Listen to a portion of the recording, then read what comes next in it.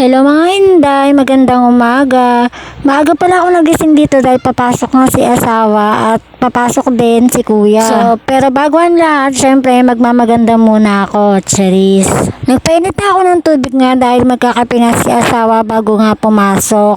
Habang tulog pa si kuya ay kailangan muna natin maghanda. So, naghatid na ako ng almusal ni asawa pero hindi ko nga siya naabutan kaya sinabi ko na lang muna doon at baka kainin nga ng pusa. Ang dami kasing pusa doon sa trabaho nila, pinapakain nila yon. Kaya baka kasi nasanay na kainin yung pagkain. Sayang naman kung hindi makakain, di ba? Maganda talaga dito sa loob ng class lalo na sa umaga. Hindi lang siya mahangin pero talagang nakaka-relax kasi nga tignan nyo naman yung mga puno talagang green na green. At syempre kasama ko naman si Kulot. Lagi ko kasama yan kahit saan ako magpunta at hindi ko nga yan iniiwan sa nanay ko. Syempre sabihin ni mama, anak-anak ka, hindi ka marunong mag-alaga ng anak mo, di ba? Simula na si kuya pala yung anak ko, hindi ko na talaga iniiwan yung mga anak ko sa aking nanay at sa aking biyanan. Hindi na rin ako sanay na hindi sila kasama tuwing aalis ako. At pagkatapos ko nga maghatid ng baon ay pupunta nga pala ako sa school ni kuya kasi nga kukuha ako ng form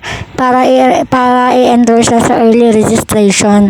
At ipapaserox ko na rin yung kanyang PSA birth certificate. Hanggang February 15 pa naman yun, kaso syempre mas maganda na yung maaga ko siyang ma-enroll.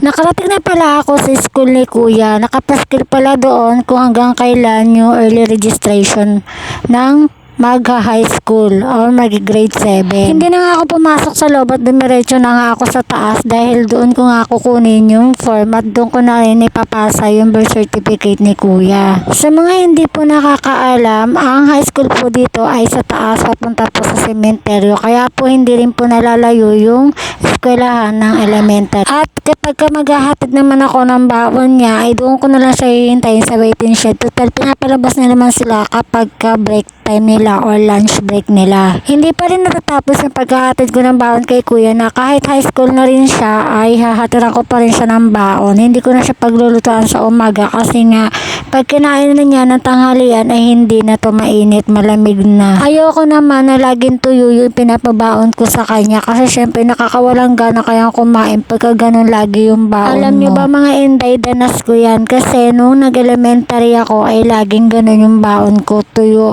na wala talagang sabaw kaya tignan niyo yung katawan ko tuyo, Charis. At pagkatapos ko nga kumuha ng form ay niyaya ko nga si Kulot na kumain muna kami ng lugaw dahil nga wala kaming almusal. Kumain nga pala ako ng tinapay sa bahay at nagkape na rin ako pero hindi pa rin sapat yun at nagugutom pa rin ako kaya niyaya ko si Kulot na kumain ng lugaw. Lagi ako dito bumibili kay kuya, masarap din lugaw niya at murang-mura talaga, marami pa.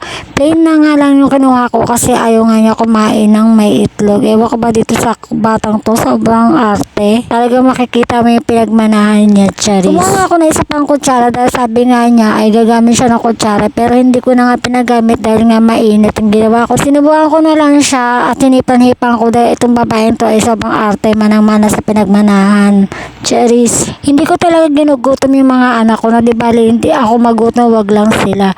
So fast forward na tayo, bumili pala ako ng 2 pechay at kamatis. Meron pa naman ako ibang sangkap sa bahay dahil kahapon nga ay may dalang ulam si asawa. Meron nga siyang dalang manok kahapon. Kagabi nga pala ay nagprito ako at yung kalahati nga naman ay nilagay ko muna sa freezer dahil nga isipin ko pa kung anong ulamin namin kinabukasan. So yung natirang pera sa akin ay pinagkasya ko na lang at bumili nga ako ng 2 pechay kamatis at meron naman akong bawang sibuyas, mantika at iba pang ingredient dito sa bahay. Hindi talaga ako nawawala ng mga gamit dito sa bahay kasi nga kapag kailangan na kailangan mo at least hindi ka nabibili. Magkano rin naman din yung sibuyas, bawang sa tindahan, kamahal-mahal na kaya nang bilihin ngayon. Kaya kapag may pera si asawa ay binibigyan naman ako at yun nga ay namimili na ako ng mga kulang dito sa bahay para sa susunod kahit na wala kaming budget ay meron ako nahuhugot. Bago ko nga hiniwa yung mga kamatis ay nagpunta nga muna ako ng kape para kahit paano naman ay mainitan yung sigmura ko. Para po sa mga hindi nakakaalam, meron kaming kolong-kolong. Kaso yung kolong-kolong na yun ay asawa ko lang yung nagdadrive dahil hindi naman po ako marunong mag-drive ng kolong-kolong o kahit motor. Meron din kaming bisikleta kaso hindi ko naman magamit-gamit dahil nga flat ang gulong.